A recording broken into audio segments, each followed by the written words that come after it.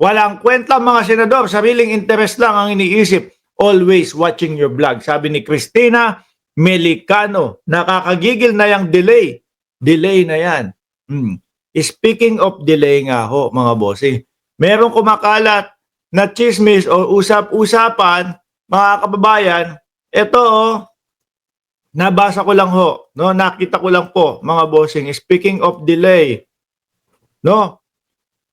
Sabi dito, stalling for survival. Oh, ayan daw. Stalling for survival. Chis Escudero uses Sara Duterte's impeachment to keep power. Mga kababayan, ito po ay balita ng politiko, Mayo at 30, 2025. Ginagamit ni Escudero yung impeachment, pa-delay-delay para mapanatili ang kanyang pagiging Senate President. Yan po yung balita, ayon po sa balita. No? Basahin ko ha. Senate President Francis Escudero seems to be playing a calculated game to delay the impeachment proceeding against Vice President Sara Duterte. Kung ganyan no, parang pinaglalaruan ho tayo, mga bossing. At nakabase po at nakaayon doon sa kanyang magiging posisyon. No? Mali naman ho yata to. Ito, kailangan marinig agad ng bayang Pilipinas. Kailangan marinig agad ng mamamayang Pilipino. Malaman, saan ba napupunta yung 300 kaltas? Kada kinsena sa akin. 300 ulit kaltas. Kada katapusan sa akin. No? Hahayaan na lang ba natin na tuluyan mawala yung question natin? At papanagutin kung meron mang nagnakaw ng pondo ng bayan. A maneuver insider says is less about principle and more about self-preservation. Para mapanatili siya doon sa kanyang pagiging Senate President. Naku po, wag naman sir. No? Inuurong ang impeachment. Wag naman po sir. No? Milyong-milyong Pilipino ho ang nag-aantay ng kasagutan. At tingin ko ho, sir, hindi papayag ang mamamayang Pilipino na basta-basta na lang ho ganyan. Na basta-basta na lang mawala ng mawala at lumabo ng lumabo. Escudero has proposed a 1-week cooling off period before addressing the impeachment complaint, publicly framing it as a move to encourage reconciliation between Marcos and Duterte. Ano ibig niyo sabihin? Nagkabati na. Sige, wala nang impeachment. Ganun ho ba? No? Unang-una, ang sinasabi ng Pangulo doon, bossing, is para sa buong Pilipinas. Hindi po reconciliation lang sa mga Duterte. Di po ba? Hindi kailangan antayin yan. Hindi kailangan kasi nag-aayos sila may reconciliation. Hindi kailangan ituloy ng naaayon sa batas. No? Total naman, andyan na. Lagyan mo na agad-agad ng petsa talaga. Sabi ni Marilu Gallego, yun lang Davao nung bumaha na masyal sila ni Amy sa Qatar. Then tumuloy sa Dahig. No? Sabi ko nga, wow, dagat! Ay, Davao pala. Ay, nako. Dati ho, mga bossing, sabi ko, no? Sabi ko dati, yung impeachment, number game yan. Hayaan natin makapasok yung mga bagong senador. Hindi sila sigurado sa mga bagong senador. Talaga palang may pag-delay, may pag-aatras. Tapos mababasa mo pa sa balita, ayan, no? Escudero, stalling for survival. Chis Escudero uses Sara Duterte's impeachment to keep power. Escudero has proposed a 1-week cooling off period before addressing the impeachment complaint. No? Publicly framing it as a move to encourage reconciliation between Marcos and Duterte's camp. Para na po tayong nandoon nakapokus, mga kababayan, sa Duterte at Marcos na lang ho. No? Paano naman po yung sigaw ng mamamayang Pilipino? Wala na. 'Di ba? Ayaw nga natin nung nakapokus tayo doon sa mga sa mga tawag dito, sa mga politiko. Pero bakit ganyan? I-delay yung impeachment? Sigaw ng mamamayang Pilipino? Galing sa bulsa ng mamamayang Pilipino yung hinahagilap na pondo? Ihuhuli pa ho ba yun? Isa po sa pinakamalaking problema, mga kababayan, ng bansang Pilipinas ay ang corruption po. No? Corruption, instant nawawala yung pera na sana ay magagamit po para sa pag-recover ng ating bayan. Ang nangyayari ho ay napupunta lang ho sa bulsa ng iilang politiko. Mga bossing.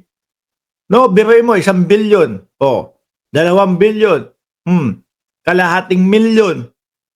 Yung mga patulay, yung mga pampabilis po ng transportasyon natin, na makakapagpababa po ng presyo ng mga bilihin. Bakit? Kung lubak-lubak yung mga kalsada mo, tapos meron kang masyadong malayo na iikutan. Kapag tinayuan ng tulay na ganyan, dito na lang, diretso na agad kasi tatawid na lang, hindi na iikot sa pakalayo-layo na dumadagdag sa presyo ng ating mga bilihin.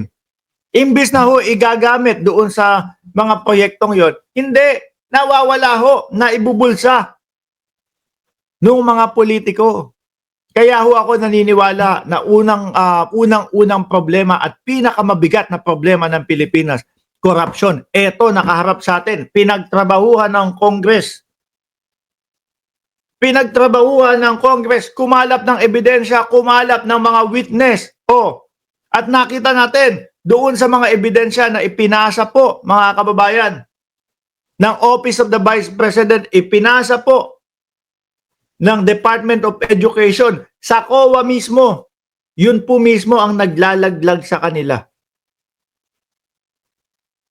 Yun po ang naglalaglag sa kanila, mga bossing. Di ba? Yung mga resibo na yun, mga ebidensya na yun, yun mismo po ang naglalaglag. Biruin mo mga pangalan, Chel Jokno, tapos Marian Rivera, sino pa?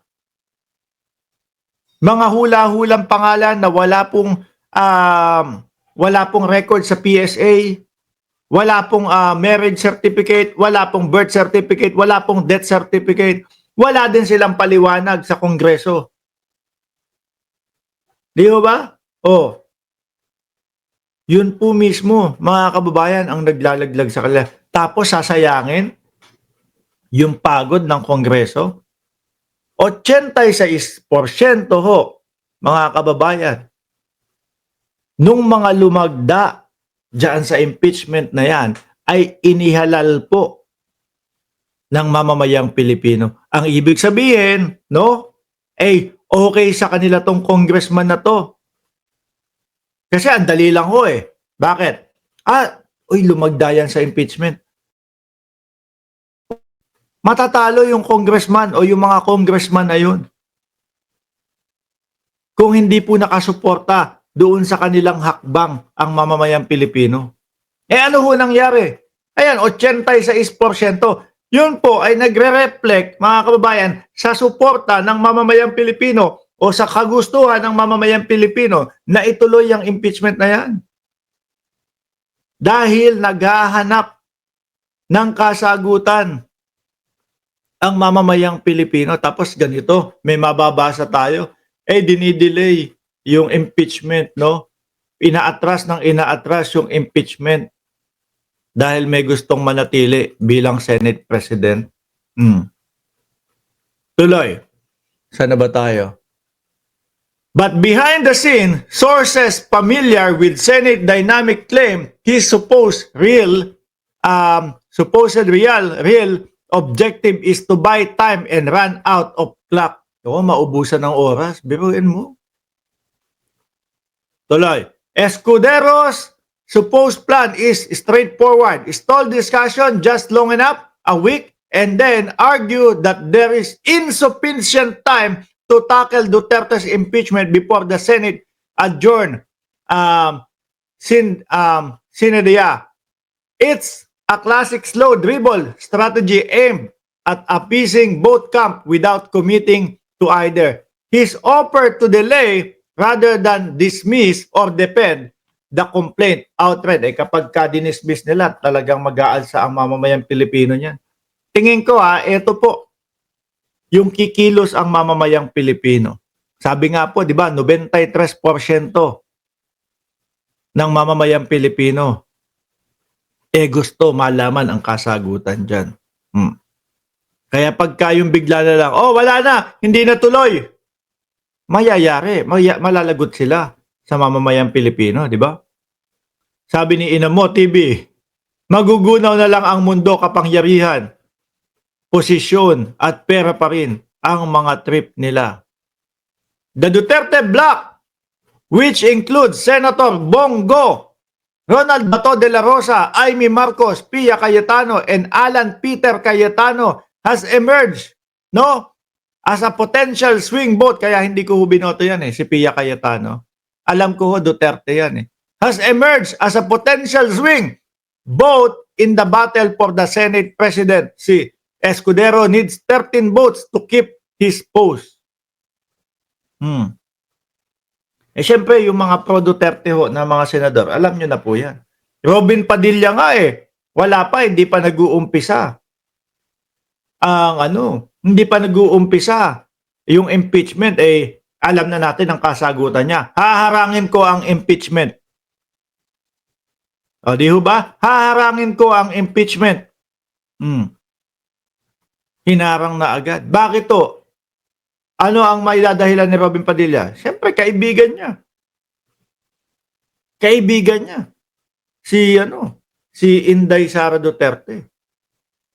Diyos ko, wag niyong gawing ganyan ang hinihiling ng sambayan ng Pilipino. Magagalit ang mamamayang Pilipino talaga sa inyo.